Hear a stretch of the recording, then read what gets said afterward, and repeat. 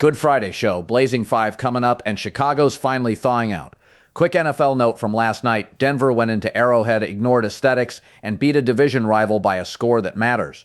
Sean Payton put the game on Bo Nix and RJ Harvey, and it worked, while the Chiefs look like an aging power that can no longer flip the switch. None of the chatter matters. It's us versus the Chargers next at our place, and the building's going to feel like the playoffs. On Detroit, this slide is more than injuries. Lose a top-tier schemer and the offense loses its edge. And once Dan Campbell took over play calls, the crisp, inventive feel faded. His record with Ben Johnson versus without tells the story. NBA takeaway, it's a wings and switching league, and the Lakers are built like a different era. Too many ball-dominant creators, not enough rangy defenders, and LeBron's on-court impact has slipped on defense. JJ Redick is challenging stars, and outside of JJ and Luka, you have to be open to calls if you're serious about fixing this. Cowboys handle Washington, but I'm not sure what we learned from that, and I'd at least consider sitting Dak. What stood out was the receiver room. Turpin popped. CD was sharp, and the young guys are real, so splurging for George Pickens is not a must. Use resources on edge, tackle, and corner. I'd start Joe Milton to see what's there. Worst case, you lose and your draft slot improves. Milton is exactly what he's always been, a half-to-half roller coaster. If you want to protect Dak, fine, and around the league, we're seeing heavy backup usage anyway.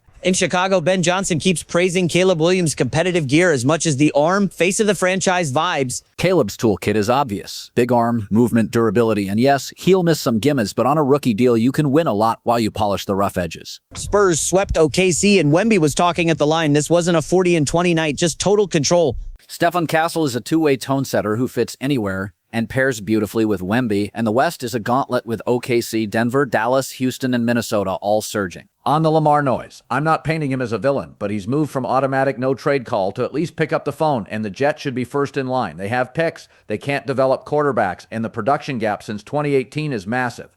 Harbaugh can push back publicly, but you still have the internal meeting. If Michigan lands Kyle Whittingham, that's a clean culture fit, no-nonsense player development, tight ends, and trenches. Utah has played Big Ten football for years without Big Ten recruiting. You have to buy a ticket to win the lottery. Making the playoffs is our ticket, and we'll keep the backs against the wall mindset 1 week at a time. Buffalo needs to reach the AFC title game or face hard questions, because this is one of those narrow windows. And yes, Blazing 5 is next. I'm on all underdogs this week with weather and motivation tilting the board.